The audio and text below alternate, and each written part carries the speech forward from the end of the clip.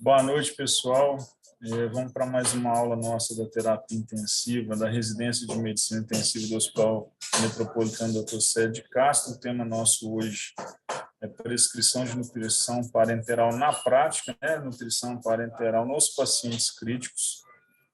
Quem vai falar hoje é o Dr. Juarez, aí, que é preceptor nosso lá no Hospital Cede Castro. As câmeras abertas, por gentileza, os áudios fechados, as dúvidas no chat, como sempre.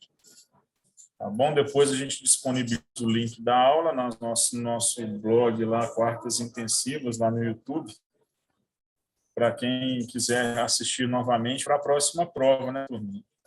Tá bom? Boa aula para nós aí, Jura, a palavra é sua aí. Boa noite, né? Meu nome é Juarez, sou médico intensivista horizontal lá do Hospital Metropolitano Dr. Cede Castro. A gente vai falar hoje, na verdade, uma continuação daquela aula anterior sobre suporte nutricional, e hoje a gente vai fazer uma prática aqui de uma prescrição de nutrição parenteral para um paciente de perfil de terapia intensiva, né? A nutrição parenteral nada mais é que o mesmo suporte que a gente faz por via oral ou via enteral, só que por via venosa, né? Então, o princípio é o mesmo. A particularidade seria que essa prescrição a gente tem que construir a dieta, né? Diferentemente da outra, que já vem pronta e a gente só calcula as necessidades, na nutrição parenteral, a gente tem que ter uma noção básica de macronutrientes, micronutrientes, e saber calcular, né, na ponta do lápis, a despeito de que em Belo Horizonte, né, a gente usa aquele fornecedor, a FAMAP, né, e ela tem um site, uma ferramenta que basicamente constrói a dieta junto com você, mas se você não souber o que você está prescrevendo, você vai prescrever bobagem para o paciente, e não é esse a nossa intenção. Então, Hipócrates já dizia, né, que em todas as doenças, aqueles que estão bem nutridos se saem melhor. É ruim ser muito magro e enfraquecido, né? Eu sou a prova viva disso, né? Não morri de Covid porque eu estou bem nutrido e estou aqui até hoje para contar a história. O objetivo global do suporte nutricional é garantir que a ingestão total de nutrientes forneça energia, proteína, micronutrientes e fluidos para atender às necessidades básicas do corpo humano.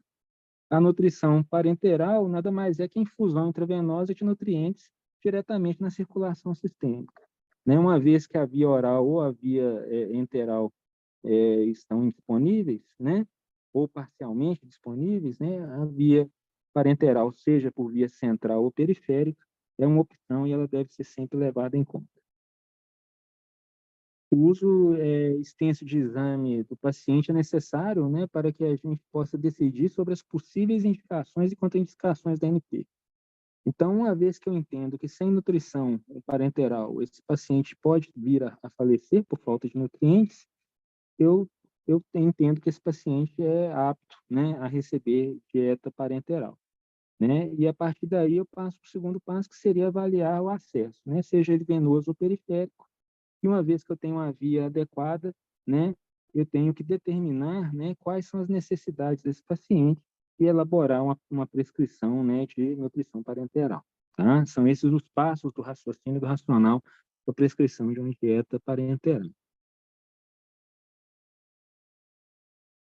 E quais são as indicações da NP? Né? Basicamente, se você não pode usar o trato gástrico, esse paciente tem indicação de NPT. Então, as indicações mais comuns na nossa prática, né, é o ilho paralítico e mecânico, seja ele por pós-operatório, né, o trauma, né, politrauma, né, traumas abdominais extensos, né, doença inflamatória intestinal, as enterocolites, né, associadas ao HIV.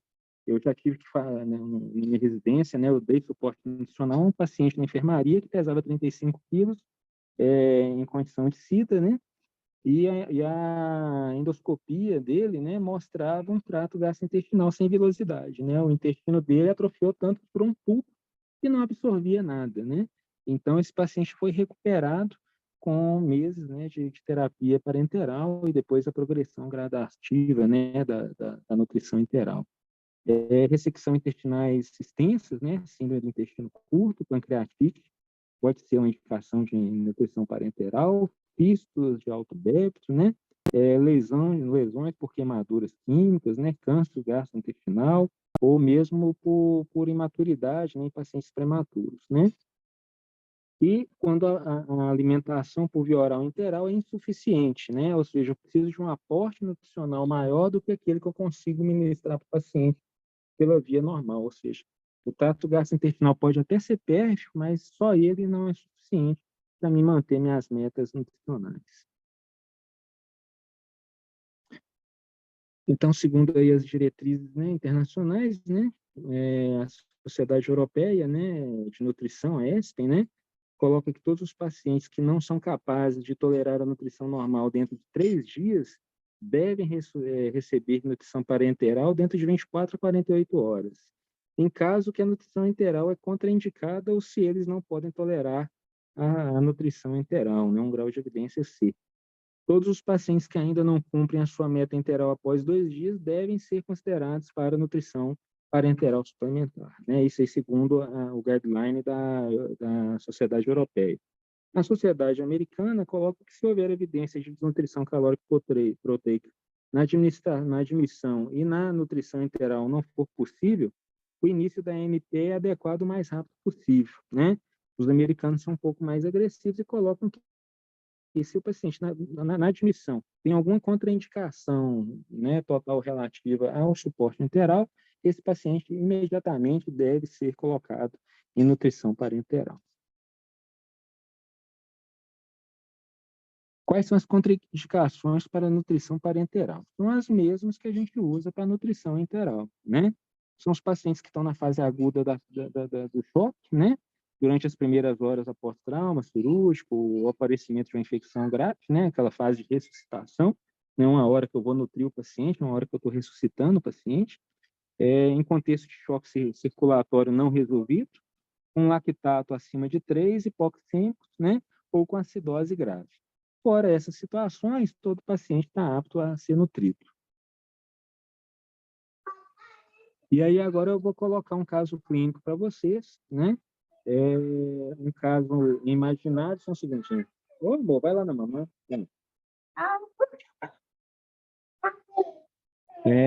Um paciente de 75 anos, sexo masculino, tá? Comerciante, natural e procedente de Ribeirão das Neves. Meu baixinho está ali atentando. Eu vou trocar de posição aqui, vou para o escritório, para a gente poder continuar. Só um segundo. Eu estou em casa, esconder aqui.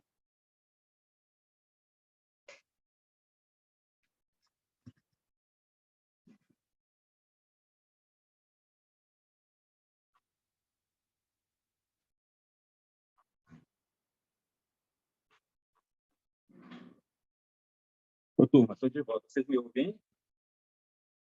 Sim, jura, tá dando para ouvir direitinho. Mas a voz do baixinho no fundo estava legal também, não estava ruim, não. Então, vamos lá.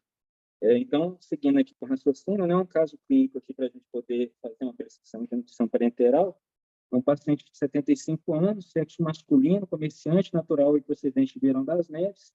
Esse paciente veio com quadro de dor abdominal, baixo ventre, tipo cólica contínua, sem alteração intestinal ou urinária.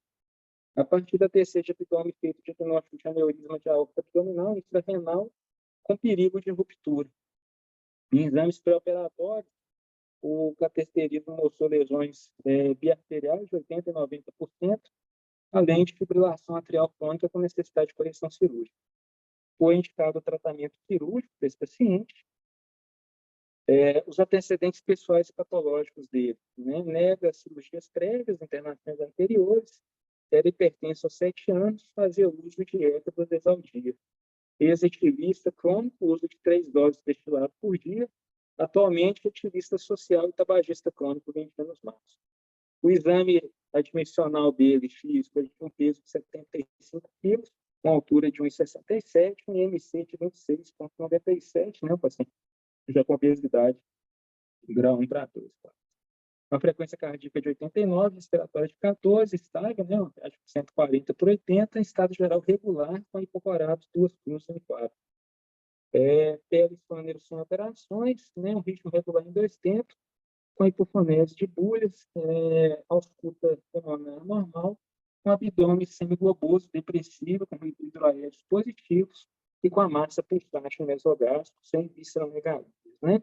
Um edema periférico, né? Pulsos periféricos presentes e neurológico dele, sem grandes alterações também.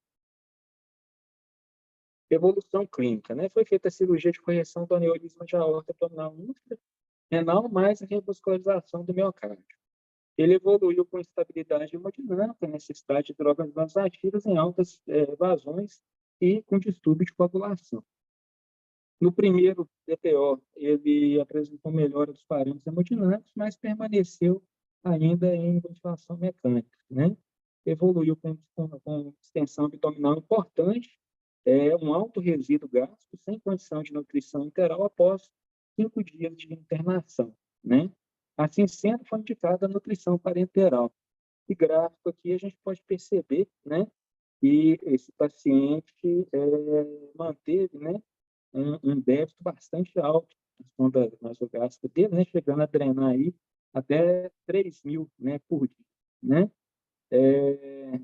Vamos seguir aqui. Opa, peraí,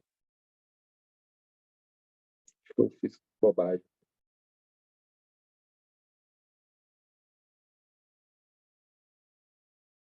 Já está voltando.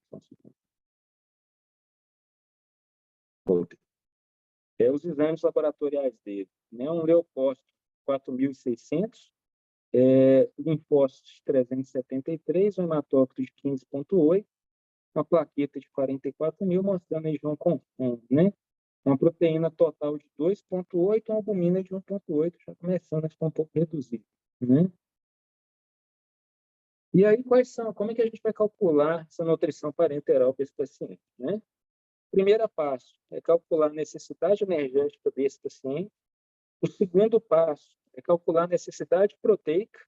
E o terceiro passo é o cálculo de macronutrientes, né? Então, a gente vai primeiro ver quanto de energia que eu tenho que dar para ele em 24 horas. Na sequência, eu vou determinar quanto de proteína que eu vou aportar. E o que sobrar disso, eu vou dividir com os macronutrientes, né? Ou seja, lipídio e carboidrato.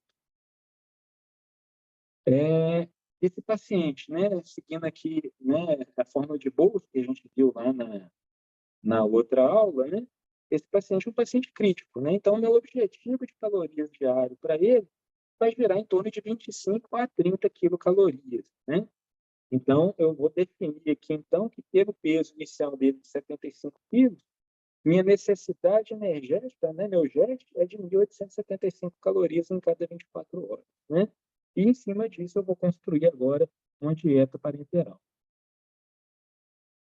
Necessidade proteica, né? Esse paciente, ele chegou grave, né, com noradrenalina em doses moderadas, mas evoluiu com redução de aminas, mas ainda mantendo um quadro inflamatório, um íleo, né? Ou seja, um paciente que ainda está inflamado, mas também não está em um choque grave, né? Então, eu classifiquei esse paciente como estresse moderado e defini que meu alvo vai ser em torno de 1,5 gramas por dia, né? Por quilo dia. Então, minha necessidade, aqui eu calculei para 1,2, minha necessidade, né, de proteínas que eu estipulei aqui foi 1,2 quilocal por quilo, né, quilocal, perdão, 1,2 gramas por quilo dia, né, e pelo peso pré-operatório dele, de 75 quilos, eu defino que são 90 gramas por dia. Então, eu vou dar 1.875 calorias e de proteína eu vou dar 90 gramas por dia.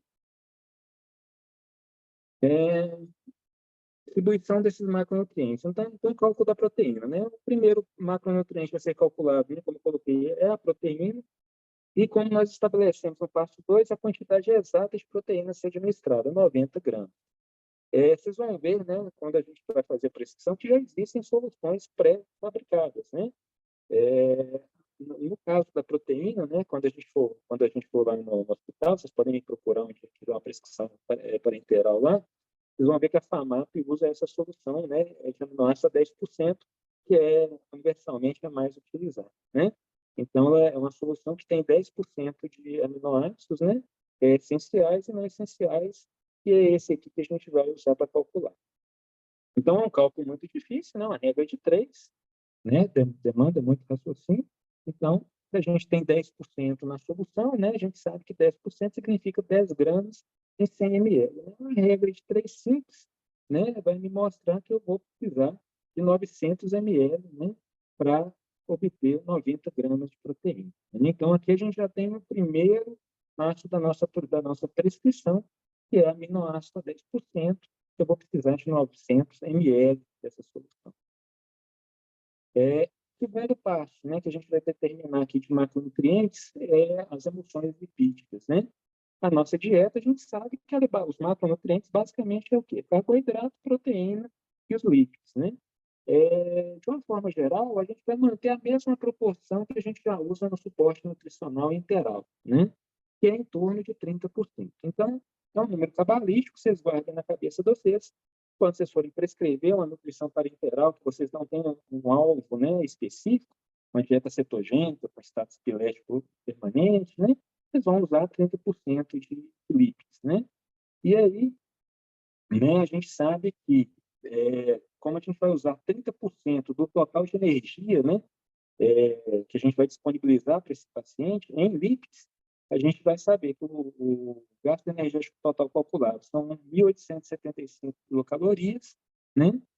E que eu vou usar 30% disso, ou seja, 562 calorias vão ser oriundas dos lipídios, né? Então, mais uma regra de 3, né? A concentração de emulsão lipídica pode ser a 10% ou a 20%, né?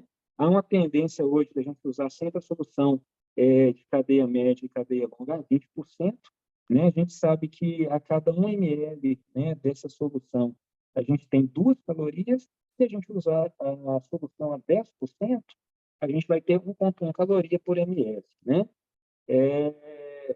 A gente usa, né, preferencialmente cadeia média e cadeia longa, né, até pelo custo e porque é o que a gente geralmente encontra na nossa dieta, né? Existem algumas indicações de triglicéridos de cadeia curta, né, mas eles são muito mais caros, mais dispendiosos, né? Então, geralmente, sempre que a gente prescreve, a gente usa cadeia média, né, cadeia longa 20%. E aí, fazendo uma regra de 3 simples, né, já que eu vou precisar, né, desse total de 1.875 calorias, de 562 calorias oriundas dessa solução, né?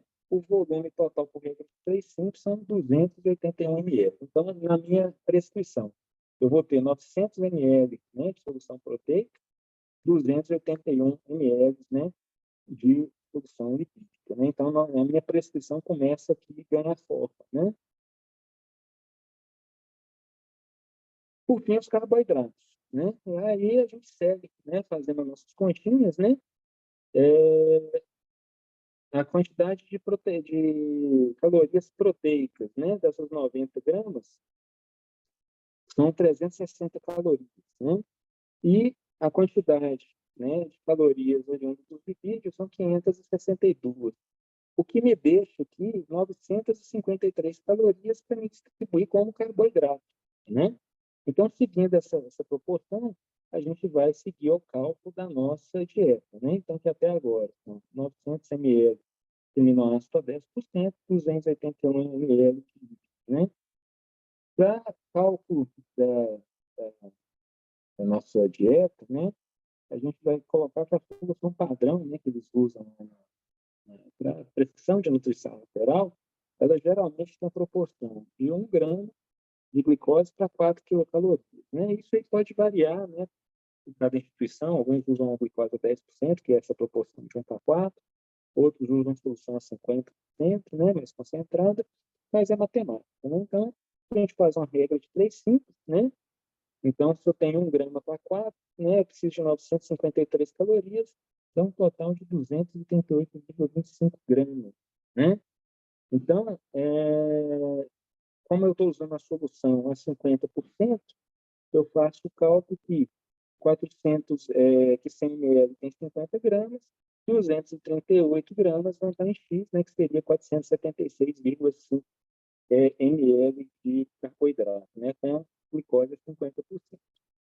Isso aí me dá uma prescrição básica para o paciente, né? Basicamente, eu prescrevi os macronutrientes para esse paciente.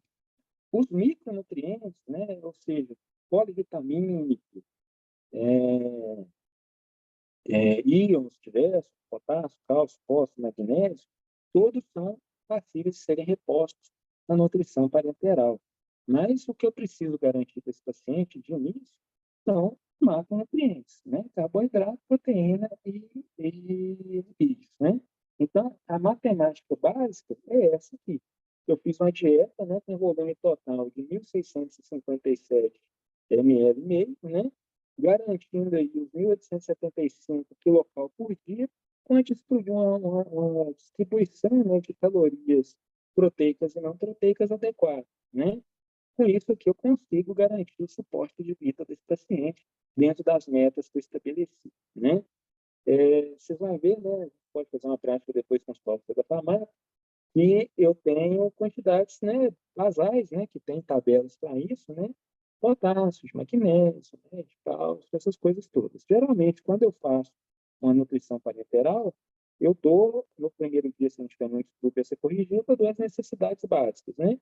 E a partir dos dias seguintes, eu vou ajustando, né, o potássio, o magnésio, o fósforo, de acordo com a resposta do paciente. A gente sempre repõe complexos vitamínicos, né? Que aí depende do fabricante, eu sempre deixo aí vitaminas essenciais, complexo B, né? Eu costumo repor 200 miligramas de vitamina também, mais para proteção metabólica, né? E tolerância, né? Para evitar síndrome de alimentação. E qual foi a evolução desse paciente que a gente fez essa prescrição? Né? O resultado da TC de abdômen mostrou que esse paciente fez uma obstrução de delgado, foi feita uma laparotomia exploradora, né? Para alívio de britas, né? Esse paciente, mesmo assim, ainda manteve um alto resíduo gástrico, né? Ele persistiu aí com a gastroparesia, né? Foi repetida a TC de abdômen, que ainda evidenciou o processo obstrutivo alto de intestino delgado. Foi feita a nova laparostomia exploradora para correção e acotovelamento de delgado, né? Foi mantida, né, do ponto de vista de evolução nutricional, né, foi mantida a NP exclusiva até melhora do resíduo, né? Houve redução progressiva do resíduo gástrico e nesse momento a gente começa a nutrição interal, aquela progressão, né, dieta para trofismo, depois eu vou, conforme eu progrido, né, a minha nutrição interal, eu vou descontando essas calorias, esses macronutrientes da nutrição parenteral, mantendo aquele JET proposto, mas eu posso dividir, dar 30% na interal, 70% na parenteral e fazer essa progressão aí até a tolerância do paciente a 100%, né? Esse paciente, durante a progressão dele, ele evoluiu para a nutrição interal total, depois foi introduzida a dieta oral com suplementação oral e ele teve alta para a enfermaria dessa forma, né?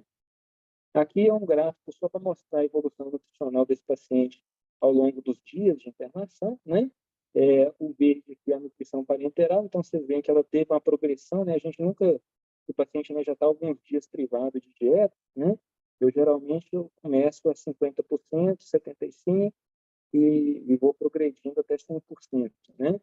Às vezes, dependendo do grau de resposta inflamatória, né, do distúrbio eletroléptico, desse paciente, eu começo a 25, 50, 75, né, faço uma progressão mais lenta em 4 dias, né? Mas vocês veem que esse paciente, a maior parte do tempo, ele manteve, né, o JET dele, né, 1.875 calorias, às vezes um pouco mais. Conforme ele foi introduzindo a nutrição interal, ele foi reduzindo o aporte parenteral, até que ele migrou totalmente para a dieta oral e entrou em condição de alta do CTI, né? Ele teve alta para o domicílio com bom estado geral e, pasmem, mantendo 74,8 quilos, né? Lembrando que a gente iniciou aí um peso de 75 quilos, ou seja, nós tivemos êxito no nosso suporte. E o paciente conseguiu manter seu trófico, né? Sem grandes perdas, né, ponderais aí durante todo esse estresse metabólico que ele sofreu. Ou seja, né? É o objetivo do suporte nutricional, né? É tentar manter, né, a composição corporal do paciente durante essa fase de estresse, para lá na frente a gente não devolver um esqueleto com pele, né? Que é o que a gente vê muito frequentemente isso aí no CTI. Né? Praticamente um Highlander, né? E era isso aí que eu tinha para falar, uma aula mais curta, uma complementação daquela aula anterior, né? Lembrando que as nossas aulas aí estão disponíveis no YouTube aí, né? Toda semana eu vou fazendo o upload dessas aulas aí por quartas intensivas aí, que vocês podem fazer a revisão depois, né? Conforme o interesse de vocês. Muito bom, Jura. Obrigado mais uma vez, né, cara, pela dedicação sua aí na manutenção da rotina das nossas aulas. Acho que praticamente não tem muito a acrescentar, como você sinalizou bem no início da aula lá. É só um apanhado geral da prática lá que a gente tem no dia a dia, né? Obviamente, faz parte da terapia intensiva o suporte do nutrólogo, né? Nas nossas unidades lá do Célio de Castro, quem faz esse suporte da nutrologia somos nós, coordenadores da UTI, e como o Juarez demonstrou bem nesse caso clínico aí, o paciente foi bem assistido, né? É lógico que para ser especialista tem que fazer a pós-graduação, que a gente estimula que seja feita, obviamente tem alguns detalhes que tem que ter muita experiência para a gente poder ter o feeling aí, para poder pegar o fio da meada, mas são as exceções que a gente precisa dessa especialidade mais atuante dentro do CTI com a gente. De uma forma geral, o intensivista consegue nutrir bem o seu paciente, da mesma forma que a gente tem uma noção de um apanhado geral das indicações de hemodiálise, da prescrição básica de hemodiálise, isso aí a gente consegue tirar o paciente da emergência, né, no caso. Hoje, Tem algumas colocações ali, completa aí, Jura. não, é isso que você está falando. Eu acho assim, a nutrologia é uma especialidade, né? Hoje reconhecida Isso. aí pela sociedade médica, né? Tem residência, tem especialização, né? Hoje em dia tem residência hospitalar disso, né?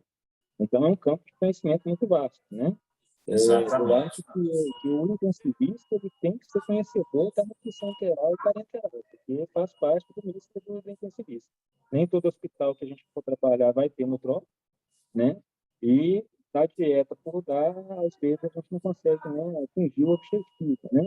Então, ter essa noção de prescrever uma dieta, saber interpretar um exame, né? Uma avaliação nutricional que o nutricionista faz a primeira vez lá, ter conhecimento básico dessas escolas de nutrição, que muitos deles não são aplicados ao CTI, mas são extrapolados ao CTI, né? Mas ajudam a guiar, né? Eu acho que é importante a gente ter essa cultura, né? É uma coisa a mais, né? E na minha formação, doutor Anselmo é especialista em oncologia, dentro das especialidades que ele tem, então ele sempre estimulou a gente a dar esse suporte, né? Então, é uma coisa que para mim ficou comum, mas logicamente que tem suas situações especiais, que aí eu tenho que chamar alguém que sabe mesmo, porque senão eu vou fazer bobagem, né? A Natália fez umas perguntas, eu estava vendo a dele, a dieta, né, quando a gente faz o cálculo da dieta, né, a gente tem que levar em consideração também a água, né? Então, 30 ml por quilo, né? Então, quando a gente faz essa prescrição básica, né, na caneta, né, eu não coloquei a osmolaridade final disso, né? Cada frasquinho dessa solução tem uma osmolaridade, né? A gente tem que fazer uma média para chegar na osmolaridade final, né?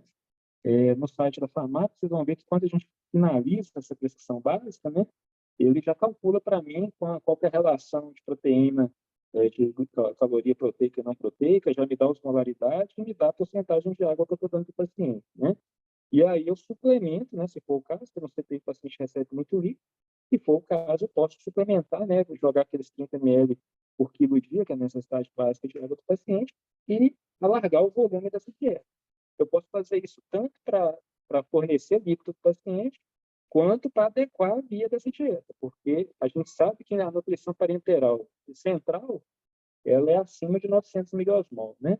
Até 900 miliosmol eu posso fazer a NPP, né? Que seria a nutrição parenteral periférica. Outra pergunta que ela fez aí foi em relação à rotina de exames, né? Esses pacientes que estão em suporte nutricional parenteral, eles têm que ter uma rotina diferenciada mesmo. Ela bem lembrou aí, né? Eu não comentei, mas uma vez por semana, pelo menos, a gente tem que ver enzimas hepáticas desses pacientes, né? Eu estou dando um lipídio concentrado, né? Estou dando 20 aminoácidos, né? Com osmolaridade alta. Isso pode induzir disfunção hepática, né? E hipercolesterolemia, né? Então, a gente tem que saber ir ajustando essa dieta aí, às vezes progredir um pouquinho, né, na porcentagem que a gente está dando, ajustar, né? Essa forma aí que eu dei uma forma básica, né? Teria aí uma receitinha de bolo padrão, né? Mas aí a gente vai adaptando conforme o passar dos dias, né?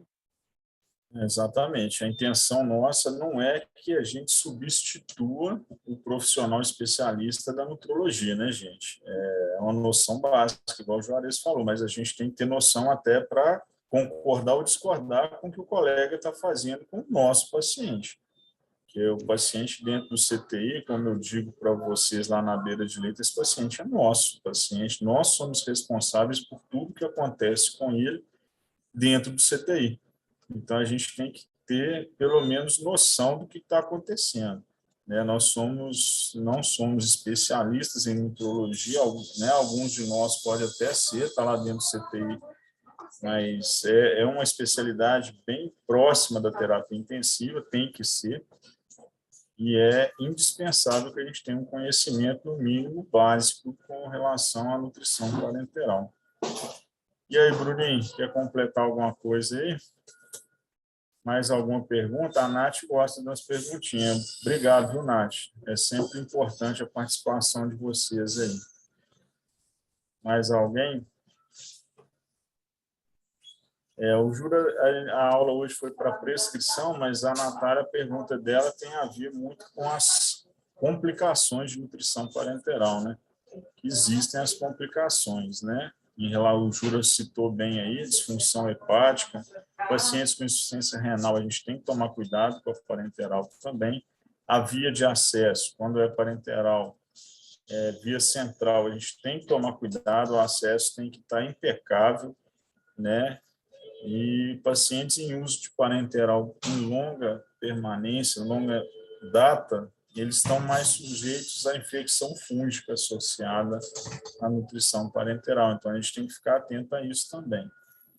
Certo? A via de acesso da parenteral, quando é central, lembrar que tem que ser necessariamente via alta, não pode ser femoral. Tá? Então, a gente tem que fazer a parenteral, a não ser aquelas exceções que o paciente não tem de jeito nenhum acesso periférico ou vascular alto, ainda assim a gente fica muito, muito receoso de fazer em femoral, né, Júlia? Não, com certeza. Né? Que, assim, embora o trabalho mostre que infecção de catéter alto ou baixo, né, os trabalhos que mostram que tem tanta diferença, a gente sabe que no nosso meio, felizmente, né, a manutenção do catéter é muito boa. Você não vai colocar uma coisa que já predispõe a infecção, né, em catéter baixo, né. O Fábio perguntou de ferro. E vitamina K, né? Eu acho que... E aí, Jura? Assim, eu não tenho hábito, né, pelo menos o serviço que eu faço, né, a gente não tem hábito de fazer essa reposição rotineira, sabe? Isso que eu ia falar. A gente não faz mesmo de rotina, não. Não é rotineira, né? Aí vai de cada paciente, né? Vai depender das necessidades dele, né? Tem pacientes que com a nutrição parenteral muito longa, né? E acaba que a gente tem que repor esses micro mesmo, né? Fato ferroso, né? Vitamina K, né? Depender, né? Geralmente a gente usa complexo vitamínico, eu gosto de sempre deixar vitamina por causa de alimentação, né? Que às vezes o paciente, quando a gente entra com o MPP, a gente não segue essa recomendação de 72 horas, é muito menos imediato, geralmente entra dias depois, né? Que o paciente já está em pilação certeza, né? Mas aí realmente não é da minha prática, eu não sei se é correto fazer essa reposição semanal, sabe? Eu vou até depois dar uma pesquisada aí, ver com o pessoal da nutrologia, mas rotineiramente não tem hábito de fazer essa reposição na minha prática. Eu também não vejo muito aí nesses CTIs que a gente está rodando aí essa reposição rotineira de ferro e vitamina K mesmo não. Mas é uma coisa para a gente estudar junto aí, viu, meus residentes? Nós temos que trazer essa resposta do Dr. Fábio Bordinho aí. Combinado? Mais alguém? Então, hoje o Dr. Juarez foi bonzinho, né? Vou deixar os residentes saírem mais cedo depois da prova, né, Ju? Vai tomar, não? Tá certo, né, cara? Para quem tá descansando aí, um bom descanso para vocês, né, por mim. Eu vou finalizar aqui. Agradeço mais uma vez, viu, Júlio, a sua presença, a sua dedicação. Como é que é? A Paula perguntou o site da farmácia, né? Na verdade, a FAMAP, né? É uma empresa que em Minas Gerais faz, né, manufatura essas dietas, né? E no site dela, que quase todos os hospitais de Belo Horizonte, creio eu, usam esse serviço, né? Você consegue entrar e tem um modo de prescrição que você cadastra o paciente lá, informa dados antropométricos dele, e a partir daí você pode usar fórmulas pré-determinadas, né? Ou você pode fazer do zero, né? Geralmente eu faço do zero, mas você tem modelinhos lá que você pode fazer edições, né? Isso era só para confirmar a lei. Oi? FAMAP, isso mesmo. E aí, mas esse site aí, eu não posso passar a senha dele para você entrar, porque senão você vai gerar uma prescrição, né? E você pode dar problema, né? Mas no dia que vocês estiverem lá no hospital, me procurem lá, que eu entro no site lá com vocês, e aí eu edito uma prescrição lá sem finalizar e a gente dá uma pulsada, brincando. Tá? Tem que ver como é que o rapaz... Combinado, turminha. Semana que vem, nossa aula, eu envio o link para vocês aí, provavelmente na quarta ou quinta-feira de novo. Obrigado mais uma vez aí. Quarta, né, Júlia? Vamos ver com a live, o pessoal tem tecnologia, só que eu tenho aí, mas a gente vai confirmar. Combinado. Beleza, então eu vou finalizar a nossa gravação aqui agora. Obrigado mais uma vez, turma. Boa noite para todo mundo aí, para quem vai descansar e para quem está trabalhando. Boa noite, povo. Falou.